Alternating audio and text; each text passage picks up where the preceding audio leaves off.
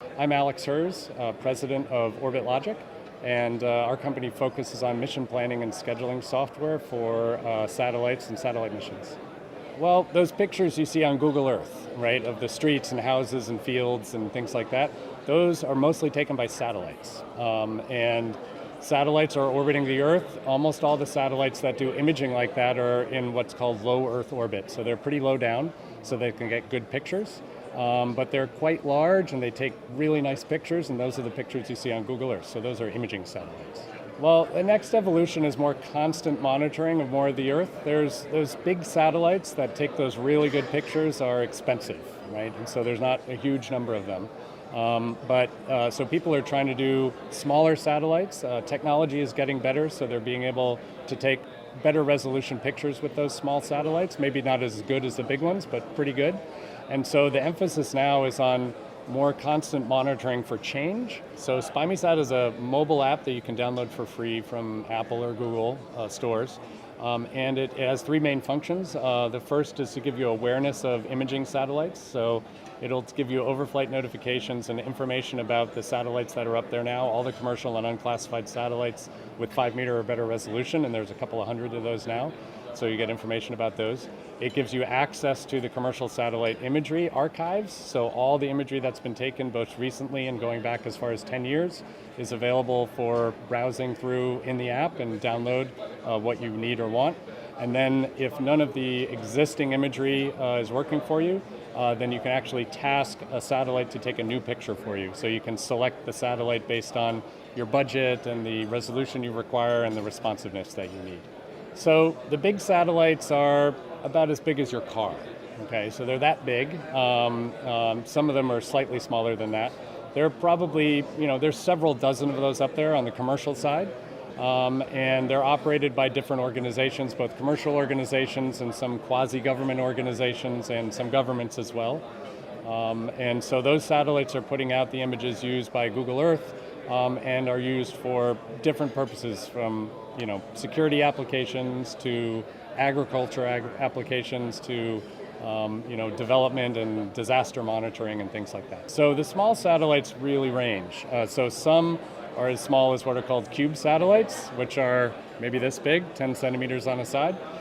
Those aren't generally used for imaging, not at any decent resolution anyway.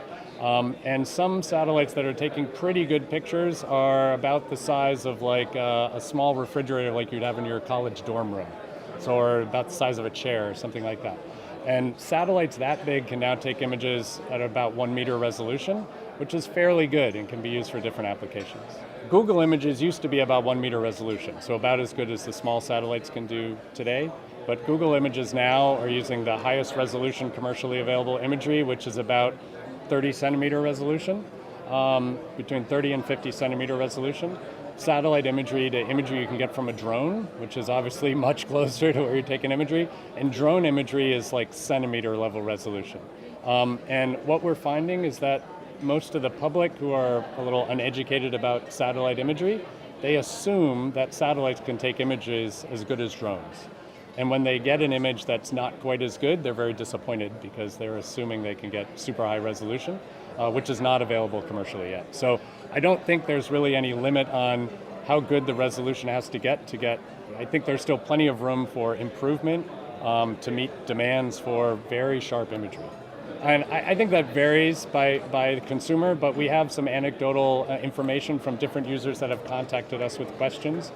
We had one user contact us who wanted to take an image of a dig site in Africa where his daughter was going to be going in a couple of months. So, that was kind of an interesting use case, I thought. We have users that are getting pictures of their houses in areas that are undergoing like fires or floods or other kinds of disasters and things like that.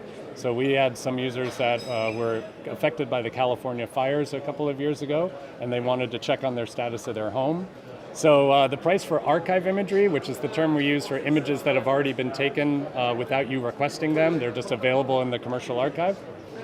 Those images start at about $10 and go to a few $100s, depending on the size and the image type you're looking for. The pricing for new tasking, where you're requesting a satellite to take a new picture of somewhere, starts at a couple $100s and goes to a few $1,000s. There's about 200 imaging satellites up there, commercial and unclassified imaging satellites that are taking pictures of the Earth for various organizations and for various reasons.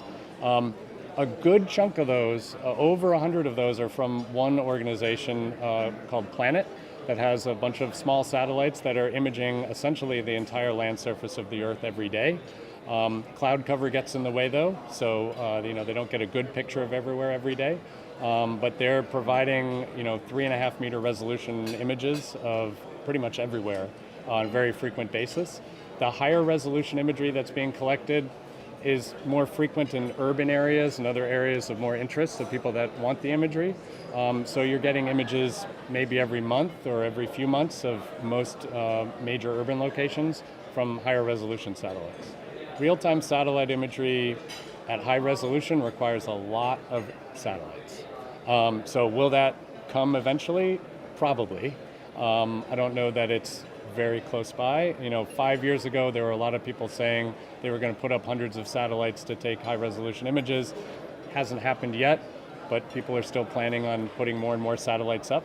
So I do think that the availability of imagery will increase over time, and the frequency of that imagery and the resolution of that imagery will get better, and the price will come down, just like everything else like that.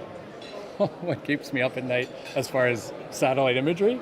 I don't know, not a lot really. I mean, I think it doesn't bother me that there are satellites up there taking pictures of things. The resolution isn't so good that they can identify specific people or anything like that. Certainly not on the commercial side. None of the commercial satellites up there today have the resolution required to identify, to read license plates or anything like that. So I suppose, if you're worried about that kind of thing, I would say, well, what about all the cameras that are all over every building on the street, right? So they do have the resolution to see your license plate and identify you and do facial recognition and all that. That doesn't exist at that capability for commercial satellites today. So I think that worry may be there, but it should be focused more on all the security cameras and less on satellites.